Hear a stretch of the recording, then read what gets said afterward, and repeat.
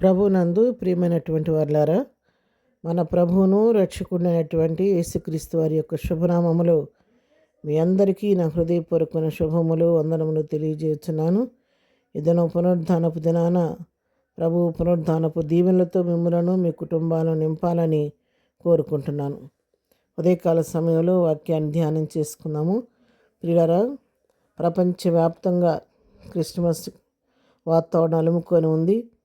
అందరూ కూడా Christmas celebrations జరుపుకుంటూ ఉన్నారు.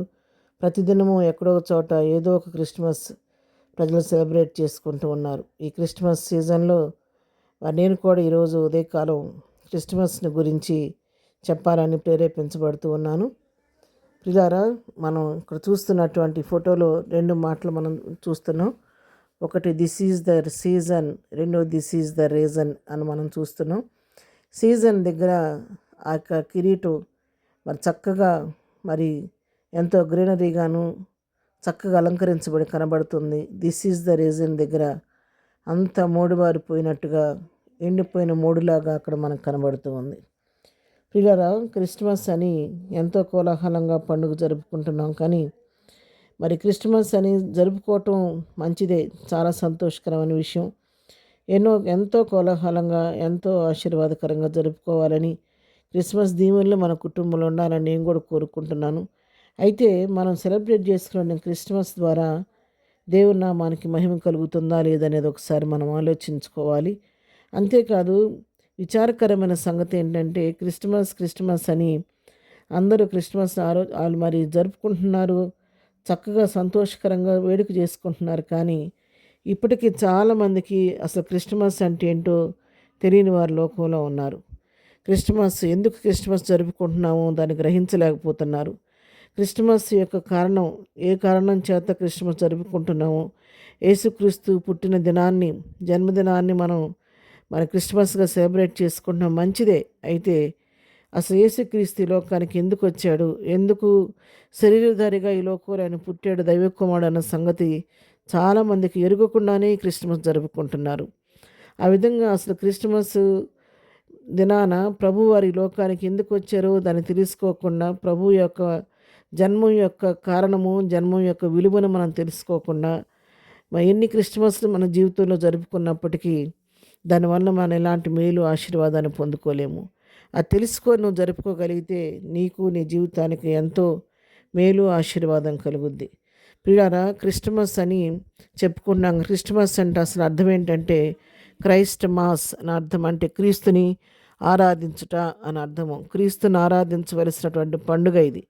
దానికి దినాన దైవికమైన రీతిలో క్రిస్మస్ దినాన క్రీస్తుని ఆరాధించవలసింది బదులు ప్రత్యేకంగా కొన్ని కార్యక్రమాల్లో క్రీస్తుకే స్థానం లేకోకుండా అలర్తో కూడిన ఆటపాటలతో క్రిస్మస్ జరుపుకోవటం అనేది విచారకరమైనటువంటి సంగతి. అయితే క్రీస్తుని ఆరాధించడం క్రిస్మస్ అని మనం తెలుసుకుంటున్నాము. అయితే యేసు ప్రభు వారి లోకానికి ఎందుకు వచ్చాడు, ఎందుకు ఆయన కన్య గర్భాన్ని ఎందుకు జన్మించాడు అనే సత్యాన్ని మనం గమనించినట్లయితే, పాపంలో నశించిపోతున్న నిన్ను నన్ను రక్షించడానికి ఒక విమోచకుడు అవసరం కాబట్టి ఆయన శరీరధారిగా మన కొరకు ఈ లోకానికి వచ్చాడు. మా లోకాసు వార్తలో మనం చూసుకున్నట్లయితే ఇక్కడ మొదటి అధ్యాయం 32వ వచనం చదువుతున్నాను. ఆయన గొప్పవాడే సర్వోన్నతుని కుమారుడు అనబడును. ప్రభు అయిన దేవుడు ఆయన తండ్రి అయిన దావీదు సింహాసనమును ఆయనకిచ్చును. దావీదు సింహాసనం ఆసీనుడై ఆయన యోధా గోత్రం నుంచి మరి రక్షకుడిగా ఈ లోకానికి వచ్చాడు. అదే లోకాసు వార్తలో 2వ అధ్యాయంలో 11వ వచనం, దావీదు పట్టణము నేను రక్షకుడు మీ కొరకు పుట్టి ఉన్నాడు, ఈయన ప్రభు అయిన క్రీస్తు అని లోకానికి ఎందుకు వచ్చాడంటే రక్షకుడుగా వచ్చాడు, నిన్ను నన్ను రక్షించడానికి ఈ లోకానికి వచ్చాడు. అయితే మరి యోహాను సువార్త 1వ అధ్యాయం 29వ వచనం కూడా మనం చదువుకుంటే, ఇదిగో లోక పాపమును మోసుకొని పోవు దేవుని గొర్రెపిల్ల, మనందరి పాపాలు భరించడానికి, వాటిని మోసుకొని పోవటానికి, మనందరి పాపాలకు బదులుగా ఆయన బలియాగం అవడానికి ఈ లోకానికి వచ్చాడు. మరి మన సీజన్లో మనం ఎంతో కోలాహలంగా ఎంతో డెకరేషన్స్తో జరుపుకుంటున్నాం, క్రిస్మస్ జరుపుకుంటున్నాం. కానీ ఈ ప్రక్కన ఉన్నటువంటి మోడులాగా ఉన్న భాగాన్ని మనం చూసినట్లయితే అది యేసు ప్రభువారి యొక్క శిలువ మరణానికి సాదృశ్యంగా ఉంది.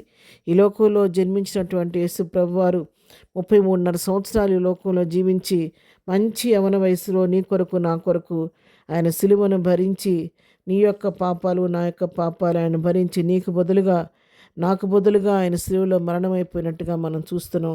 ప్రభువారు పొందిన మరణం ద్వారా మన పాపాలకు విమోచన, ఆయన పొందిన గాయాల ద్వారా మనకు స్వస్థత కలుగుతుంది. యెషయా గ్రంథం 53 అధ్యాయం మనం చదువుకుంటే 5వ వచనం, మన అతిక్రమ క్రియలను బట్టి అతడు గాయపరచబడెను, మన దోషములను బట్టి నలుగొట్టబడెను, మన సమాధానార్థమైన శిక్ష అతని మీద పడెను, ఆయన పొందిన దెబ్బల చేత మనకు స్వస్థత కలుగుతున్నది. చూసారా, మరి మన యొక్క అతిక్రమాలను బట్టి మన దోషాలను బట్టి నలుగొట్టబడి శిలువ మరణం పొందినంతగా అతను తాను తగ్గించుకొని చివరి రక్త బిందు వరకు నీ కొరకులో నా కొరకు కార్చి శిలువను సహించి మరణించి తిరిగి పునరుద్ధరణడై తిరిగి లేచి తండ్రి వద్దకు ఆరోహణమయ్యాడు. ప్రియులారా, ఈ ఉదయకాల సమయంలో వాక్యం వింటున్న మనందరికీ ఒక శుభవార్త ఏంటంటే, ఆ రోజున బాలుడుగా పుట్టిన క్రీస్తు నీ కొరకు నా కొరకు చేయవలసిన బలియాగం చేసి తండ్రి వద్దకు వెళ్ళిపోయిన క్రీస్తు తిరిగి నీ కొరకు నా కొరకు తిరిగి రాబోతున్నాడు. వచ్చినప్పుడు నేను సిద్ధపడి ఉంటే, ఆయన రక్తంలో మన పాపాలు కడగబడి పరిశుద్ధపరచబడి ఉంటే తనతో కూడా ఉండటానికి మనల్ని కూడా తీసుకొని పోబడుతున్నాడు. అలాంటి సిద్ధపాటు లేకుండా పండుగలు ఎన్ని చేసుకున్నా, ఎన్ని క్రిస్మస్లు చేసుకున్నా మన జీవితానికి ఏమీ ఫలితం లేదు. కానీ ఉదయకాలం వాక్యం వింటున్న ప్రియులారా, ఇంతవరకు ఒకవేళ క్రిస్మస్ యొక్క విలువ నీకు తెలియకపోతే, నీ పాపాల కొరకే ప్రభు ఈ లోకానికి వచ్చి శిలువ మరణం పొందాడు. కాబట్టి ఆ యొక్క రీజన్ ఏంటో తెలుసుకొని ఆ యొక్క నిజమైన క్రిస్మస్ మీ జీవితాల్లో ఆచరించాలని నేను కోరుకుంటున్నాను. ఈ సంవత్సరమైనా ప్రభు ఎందుకు వచ్చాడో తెలుసుకొని ప్రభు యొక్క మరణాన్ని జ్ఞాపకం చేసుకోండి. నా కొరకే ప్రభు మరణమని తెలుసుకొని రక్షణ పొంది నిజమైన నీ హృదయంలో క్రీస్తు ఉద్భవించలాగున ఆయనకు చోటు ఇచ్చి రక్షణ పొంది నిజమైన దైవికమైన క్రిస్మస్ని సెలబ్రేట్ చేసుకోవాలని కోరుకుంటూ, క్రిస్మస్ దీవెనలతో మీ కుటుంబాలను దేవుడు నింపాలని కోరుకుంటూ నా మాటలు ముగిస్తున్నాను. ప్రార్థన చేసుకుందాం. దయమడని మా తండ్రి, నీ పాదముల కొందనాలు చెల్లిస్తున్న ఉదయకాల సమయంలో వాక్యం ఉంటున్న మా ప్రియులందరి కుటుంబాల్లో నీ దీవెన ఆశీర్వాదం కలుగు చేయండి. క్రిస్మస్ శుభాలతో వారు నింపండి. ఏ కొదువు లేకుండా సమృద్ధి దయచేయండి. నీ రక్షణతో అలంకరించి నీ కృపలా భద్రపరిచి మహిమ కొరకు వాడుకోమని, ఇదిన దీవులతో నింపి నడిపించమని యేసునామములో ప్రార్థించి అడిగి పొందుకొని ఉన్నాము తండ్రి. ఆమెన్. ప్రభు కృప సదాకాలము మన అందరికీ తోడై ఉండి నడిపించునుగాక. ఆమెన్.